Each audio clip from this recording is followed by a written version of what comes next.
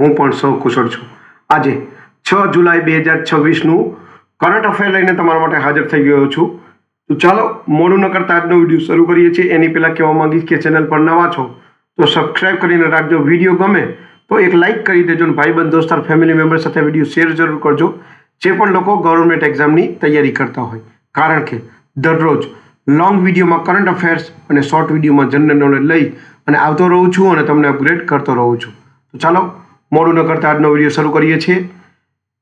6 જુલાઈ 2026 current અફેરનો પહેલો પ્રશ્ન છે, સૌપ્રથમ એનબીટી ભૂષણ સન્માનથી કોને સન્માનિત કરવામાં આવ્યા? સાચો જવાબ છે પ્રસૂન જોશીને। બીજો પ્રશ્ન છે, કયા રાજ્યના સિવિકથોર્ન ફળને જીઆઈ ટેગ આપવામાં આવ્યો છે? સાચો જવાબ છે હિમાચલ પ્રદેશ। ત્રીજો પ્રશ્ન છે, ગૃહ મંત્રાલયમાં અતિરિક્ત સચિવ તરીકે કોની નિમણૂક કરવામાં આવી? સાચો જવાબ છે પ્રશાંત સીતારામ। ચોથો પ્રશ્ન છે, ભારતે કયા રોકેટ દ્વારા મિશન આગમન લોન્ચ કર્યું? સાચો જવાબ છે વિક્રમ-1। પાંચમો પ્રશ્ન છે, મહિલા T20 વર્લ્ડ કપ 2026નો ખિતાબ કોને જીત્યો? સાચો જવાબ છે ઓસ્ટ્રેલિયા।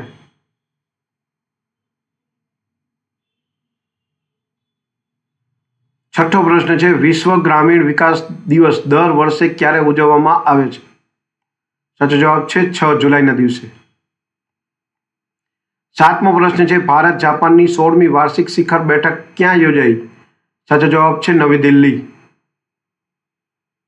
આઠમો પ્રશ્ન છે, તાજેતરમાં ઇન્ટરનેશનલ બુકર પ્રાઇઝનું નામ બદલીને શું રાખવામાં આવ્યું?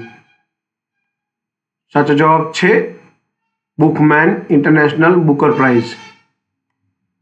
નવમો પ્રશ્ન છે, ઇન્ટર રાઇટ કેમ્પસ પ્રમાણપત્ર મેળવનાર ભારતનું પ્રથમ એરપોર્ટ કયું બન્યું? સાચો જવાબ છે ચૌધરી ચરણસિંહ એરપોર્ટ।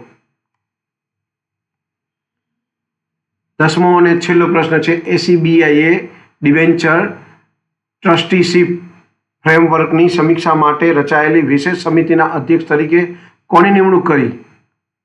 સાચો જવાબ છે આનંદ બળજાત્યા। આ હતા 6 જુલાઈ 2026ના કરંટ અફેર્સ અને તેના જવાબો। વિડીયો ગમ્યો હોય તો વિડીયોને લાઇક કરી દેજો। ચેનલ પર નવા છો તો સબસ્ક્રાઇબ કરીને રાખજો, કારણ કે દરરોજ લોંગ વિડીયોમાં કરંટ અફેર્સ અને શોર્ટ વિડીયોમાં જનરલ નોલેજ લઈ અને આવતો રહું છું અને તમને અપગ્રેડ કરતો રહું છું। આજ માટે આટલું જ। જય હિન્દ, વંદે માતરમ દોસ્તો।